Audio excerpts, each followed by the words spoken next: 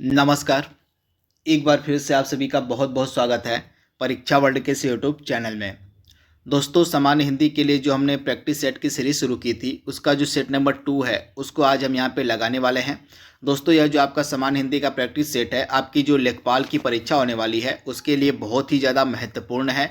अभी हमने इसका सेट 1 अपलोड कर दिया है, तो अगर आपने सेट 1 हमारा नहीं देखा तो उसको आप देख लीजिएगा, आपसे रिक्वेस्ट है। और आज हम सेट 2 को यहाँ पे डिस्कस करने वाले हैं। आज का सेट 2 बहुत ही ज़्यादा इंपॉर्टेंट है आपके लेखपाल परीक्षा के लिए। बिल्कुल आपके सिलेबस के अकॉर्डिंग यह जो प्रैक्टिस सेट है आपके सामने लाया जा रहा है। तो इस प्रैक्टिस सेट का जितना प्रैक्टिस हो सके उतना आप डेली बेसिस पर करते रहिएगा। इसके अलावा हमने और जीके जीएस और करंट अफेयर्स का प्रैक्टिस सेट चला रखा जिसमें हमने लगभग 8 इंपॉर्टेंट सेट को अपलोड कर दिया है।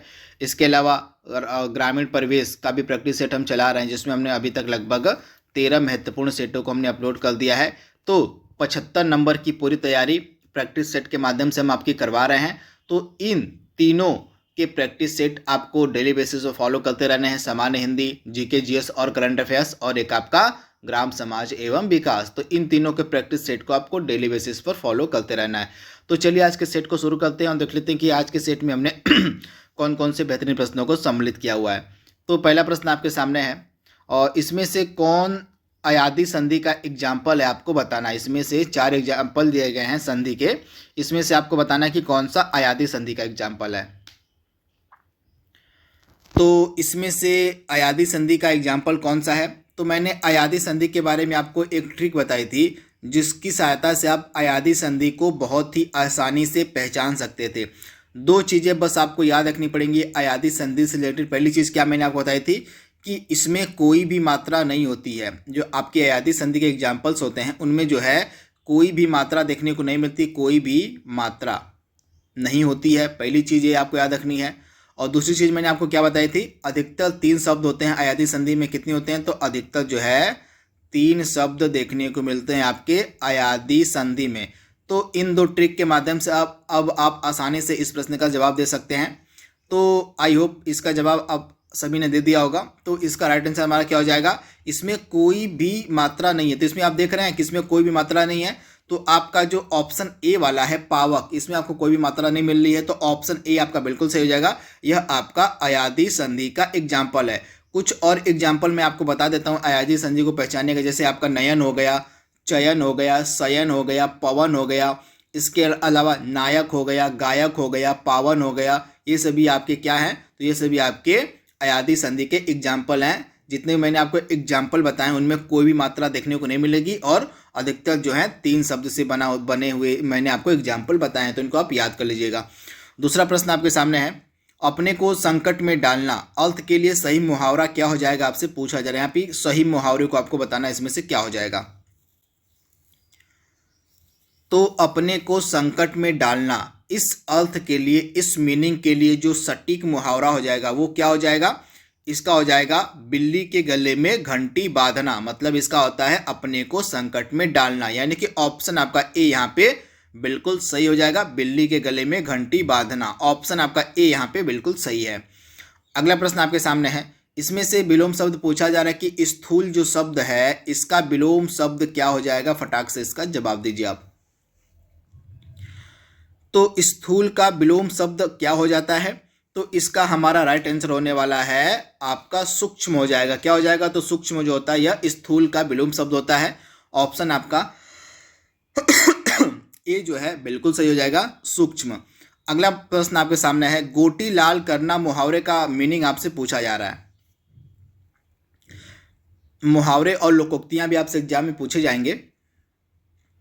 तो इसका राइट आंसर हमारा क्या हो जाएगा, इसका राइट आंसर हो जाएगा अपना प्रयोजन सिद्ध करना। ऑप्शन आपका डी यहाँ पे बिल्कुल सही हो जाएगा। गोटी लाल करना मुहावरे का सही मतलब हो जाएगा, सही मीनिंग हो जाएगा अपना प्रयोजन सिद्ध करना। तो ऑप्शन डी आपका बिल्कुल सही है। अगला प्रश्न आपके स्क्रीन पर है, यहाँ पे आपको पहचानना है कि इन 4 शब्द में से कौन सा शब्द स्त्रीलिंग है। लिंग के प्रश्न भी आपसे एग्जाम में पूछे जाएंगे। तो इसमें से स्त्रीलिंग कौन सा है, तो आपका जो ऑप्शन डी वाला है मृत्यु। मृत्यु जो है आपका एक स्त्रीलिंग शब्द है, तो ऑप्शन आपका डी यहाँ पे बिल्कुल सही हो जाएगा, मृत्यु। तो आप इसे याद कर लीजिएगा। और बाकी आपके जो संकल्प हो गए चक्रव्यूह हो गए, उत्साह हो गए, ये सभी आपके पुल्लिंग है, लेकिन इसमें से जो आपका मृत्यु है वह स्त्रीलिंग शब्द है। तो ऑप्शन डी आपका बिल्कुल सही है। इसमें से आपको जो यहाँ पे वाक्य दिया गया है, पूरा वाक्य दिया गया है, और इसमें से इस वाक्य में से कौन सा भाग शुद्ध नहीं है उसको आपको छांटना है। तो आइए वाक्य को पढ़ते हैं। वाक्य क्या कह रहा है? बड़े दुख की बात है कि डॉक्टर के आने से पहले ही उसके प्राण पखेरु उड़ गए।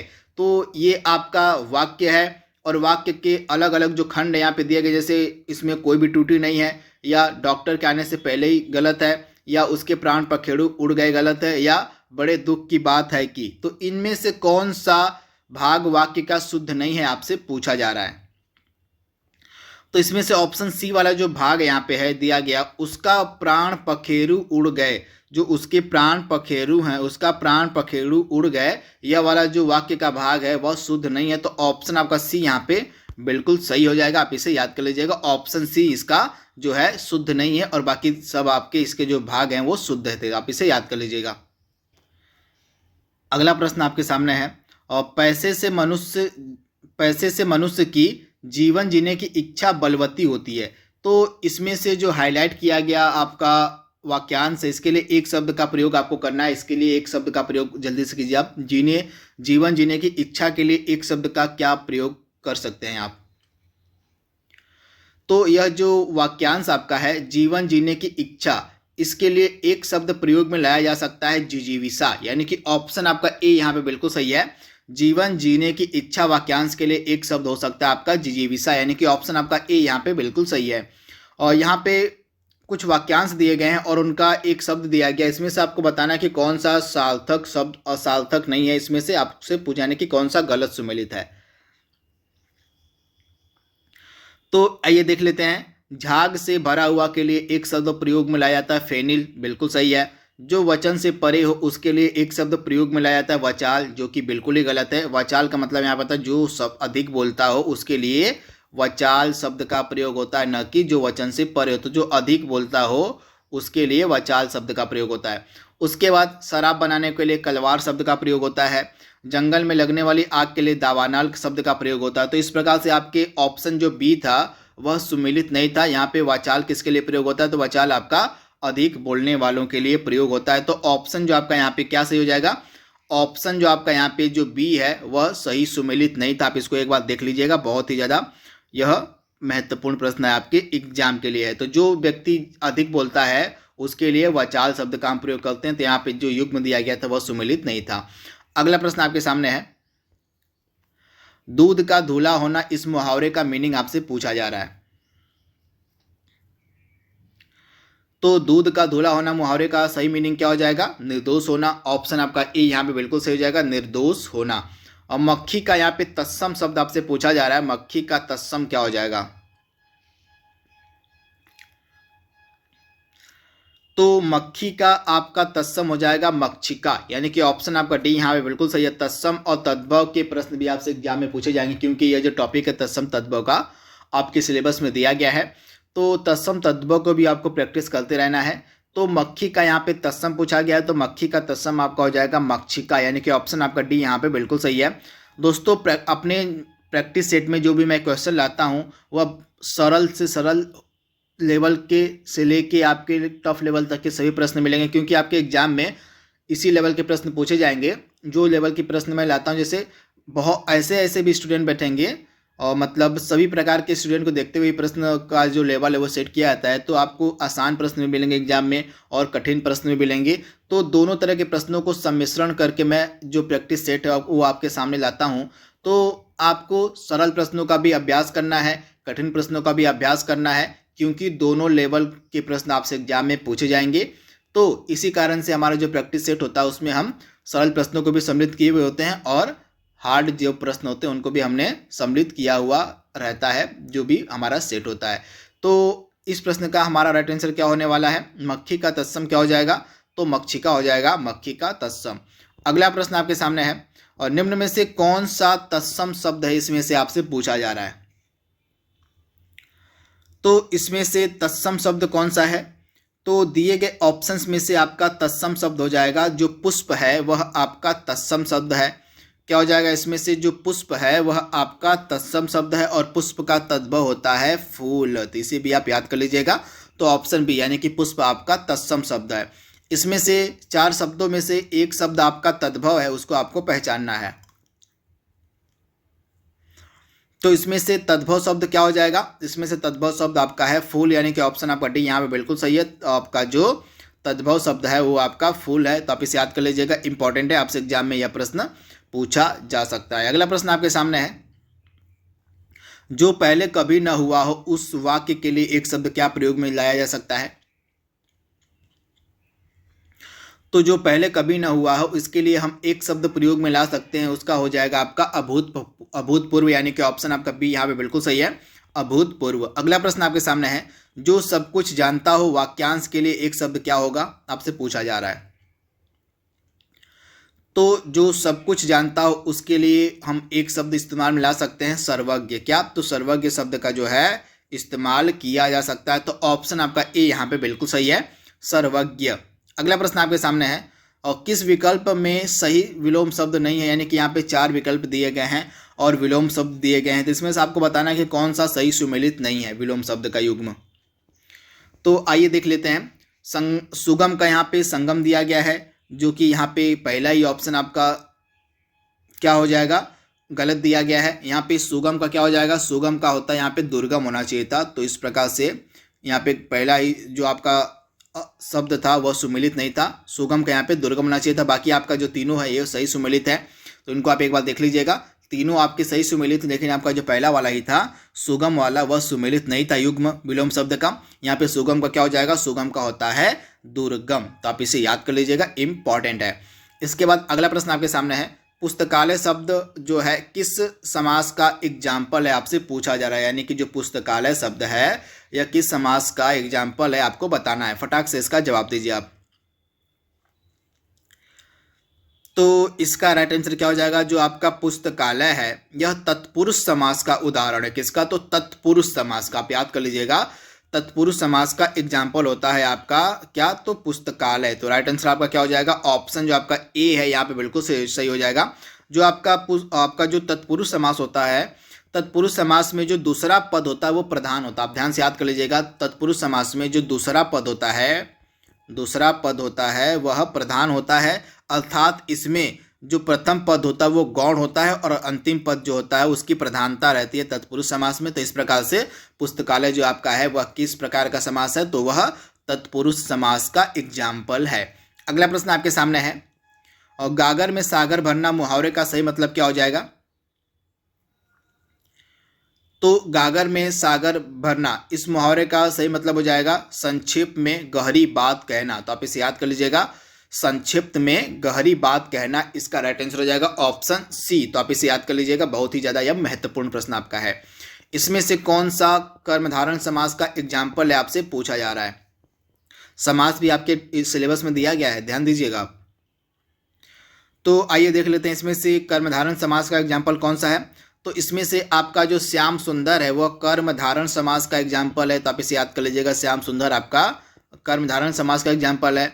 और इसके बाद आपका राजगृह जो है, राजगृह आप किसका एग्जाम्पल है, तत्पुरुष समास का एग्जाम्पल है।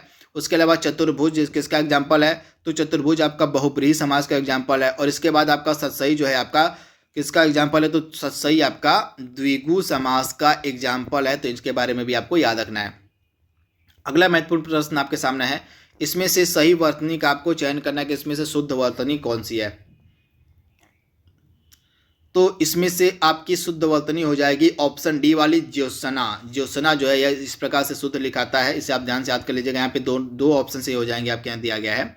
जो आपका ज्योत्सना है इस प्रकार से लिखाता है, तो एक ही चीज़ यहाँ पे भी रिपीट हो गई आपकी। तो इसे आप ध्यान से याद कर लीजिएगा कि ज्योत्सना को हम किस प्रकार से शुद्ध लिख सकते हैं। तो ज्योत्सना जो है इस प्रकार से शुद्ध लिखाता है, तो आप इसे याद कर लीजिएगा। अशुद्धियों को पहचानने का भी प्रश्न आपसे एग्जाम में पूछा जाएगा। दही जम गया, इसमें से जो दही शब्द है वह कौन सा लिंग है आपसे पूछा जा रहा है।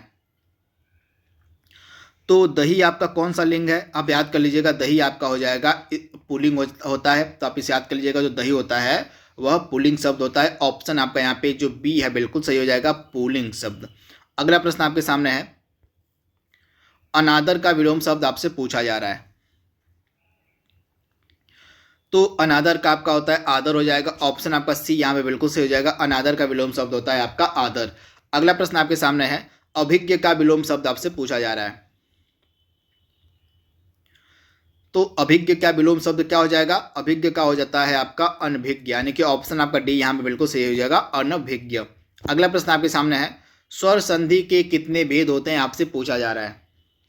इस प्रकार के प्रश्न भी आपसे एग्जाम में देखने को मिल सकते हैं, तो इसीलिए मैंने इनको सम्मिलित किया हुआ है। तो संधि सबसे पहले जान लीजिए, संधि के कितने भेद होते हैं। संधि के आपके 3 भेद होते हैं। कौन कौन से? एक तो हो गई आपकी स्वर संधि हो गई, दूसरी आपकी व्यंजन संधि हो गई, और तीसरी आपकी क्या हो गई? विसर्ग संधि। तो इसमें से आपकी जो स्वर संधि होती है वो पूछा गया, स्वर संधि के भेद कितने होते हैं। स्वर संधि के 5 भेद होते हैं। कौन कौन से होते हैं ये देख लेते हैं। तो यहाँ पे आप देख रहे हैं स्वर संधि के 5 भेद होते हैं। दीर्घ संधि, गुण संधि, वृद्धि संधि, यड़ संधि, अयादि संधि, ये सभी आपके स्वर संधि के एग्जाम्पल टोटल 5 होते हैं। तो इनको आप याद कर लीजिएगा, यहाँ से प्रश्न आपके एग्जाम में पूछा जा सकता है। इसके बाद अगला प्रश्न आपके सामने है, समास के कुल कितने प्रकार होते हैं आपसे पूछा गया है।